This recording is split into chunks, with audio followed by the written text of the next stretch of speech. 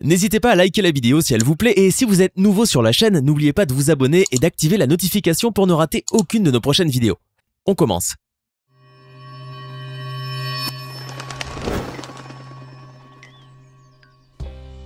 Le football a donné naissance à de nombreuses légendes et force est de constater que le berceau de l'humanité est une véritable corne d'abondance en matière de jeunes talents. Parmi ces talents, nous pouvons citer sans peine le très redoutable attaquant de Liverpool, Sadio Mané. Le jeune Sénégalais est en effet considéré aujourd'hui comme l'un des meilleurs joueurs de sa génération et ses dribbles légendaires ont contribué à lui donner une réputation de grand technicien.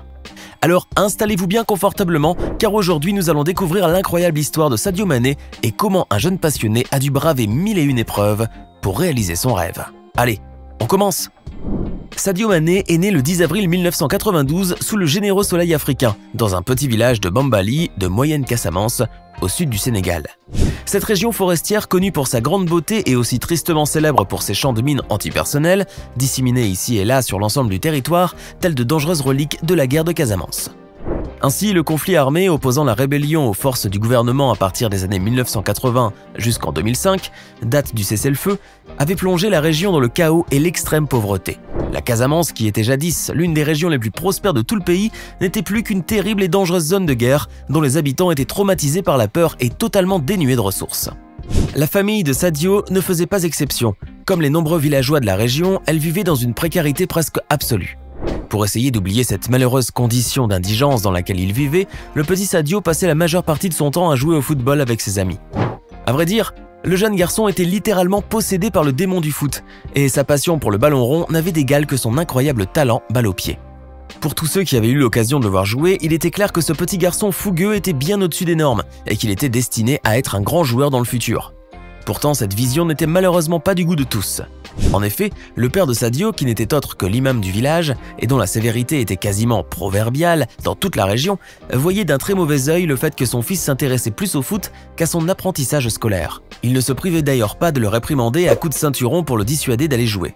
Toutefois, les punitions infligées par son paternel ne seront pas des plus persuasives, car le petit Sadio n'en fera qu'à sa tête et continuera à aller jouer avec ses camarades en cachette.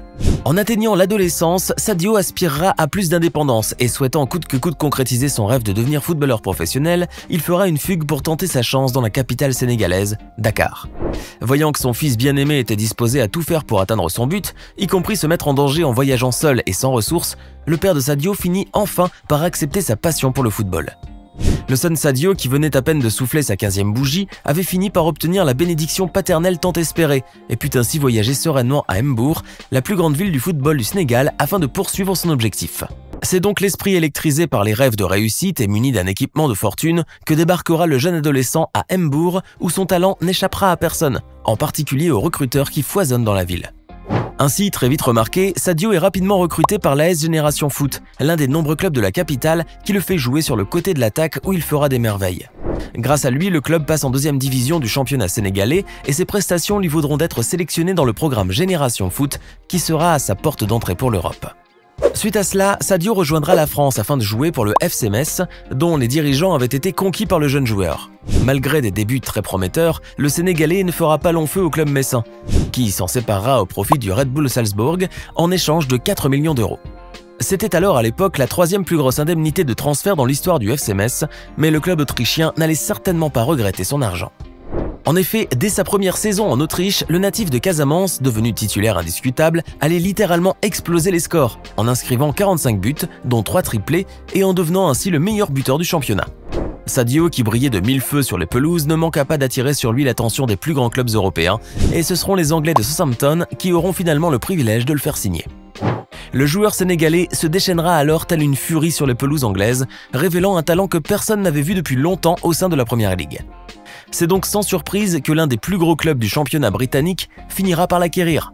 Et Sadio Mané signera alors chez Liverpool, qui aura déboursé la coquette somme de 36 millions d'euros, faisant de lui le 2e joueur le plus cher de l'histoire du club, juste derrière Andy Carroll. Depuis son arrivée à Liverpool, les Reds n'auront jamais à regretter leur choix, puisque Sadio Mané allait les emmener vers les sommets de la victoire, et son immense énergie ainsi que ses dribbles prodigieux feront de lui la nouvelle coqueluche des supporters anglais.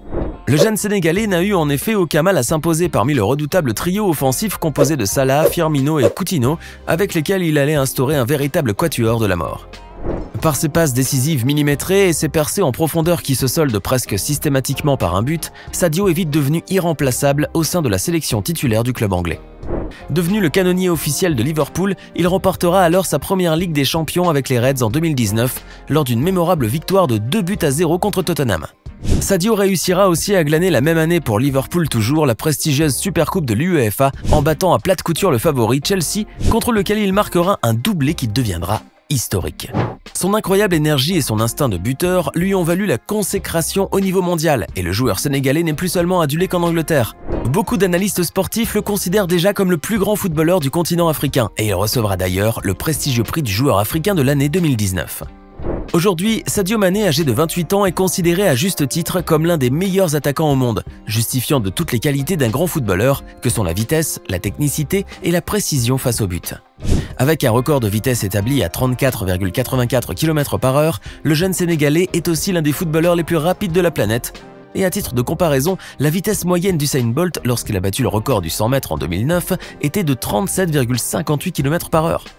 Malgré ses qualités incroyables, Sadio ne récoltera pas le Graal des Graals pour un footballeur, à savoir le précieux Ballon d'Or 2019, compétition à laquelle il finira tout de même 4e au classement, juste derrière le grand Cristiano Ronaldo.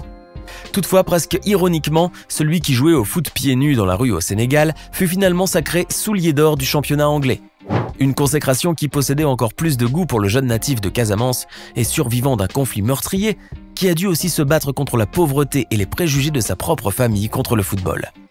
Aujourd'hui, Sadio Mané regarde ses jeunes années avec le sourire puisqu'il est devenu l'un des joueurs les mieux payés de la planète. Liverpool paye en effet à son poulain l'équivalent de 9 millions d'euros annuels et qui pourrait bien passer à plus de 13 millions si jamais ce dernier prolonge le contrat qui le lie avec les Reds jusqu'en 2023.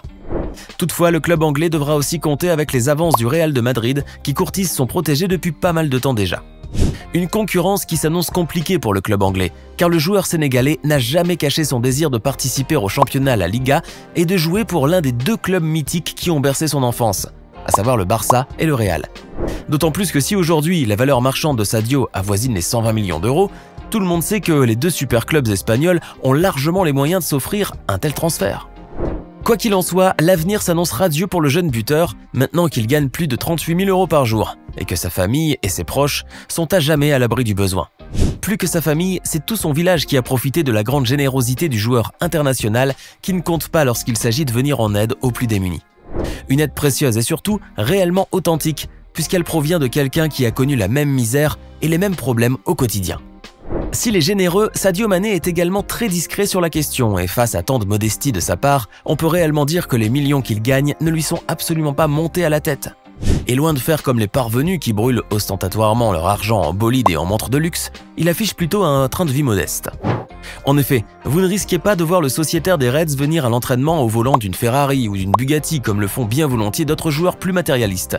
Sadio, lui, préfère venir en aide aux gens de sa communauté qui en ont vraiment besoin. Ce survivant des guerres et des famines sait bien au fond de lui que rouler dans une voiture qui coûte plus d'1 million d'euros serait une véritable insulte pour ceux et celles qui vivent avec moins d'1 euro par jour. Ainsi, c'est donc tout humblement que ce grand joueur s'empêche de faire des folies avec son argent, préférant qu'il serve à quelque chose qui a du sens et qui ne manquera pas de rendre son imam de papa encore plus fier de lui. Alors, que pensez-vous de l'histoire incroyable de Sadio Mané et de son parcours? Donnez-nous votre sentiment dans les commentaires. C'est tout pour aujourd'hui. Merci d'être resté jusqu'à la fin de cette vidéo et à très vite.